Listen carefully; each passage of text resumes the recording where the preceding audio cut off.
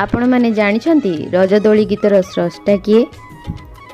श्री मागुणी महापात्र 1952 मसीह से यहाँ लिखिथिले एवं तांको घर नयागढ़ जिले रे। आज ये रजदोली गीत घरे घरे परिचित। यही भली वीडियो आपण देखिबा पई आम चैनल को सब्सक्राइब करंतु एवं साइट रे थिबा नोटिफिकेशन बेल को दबांतु। Thank you. नमस्कार।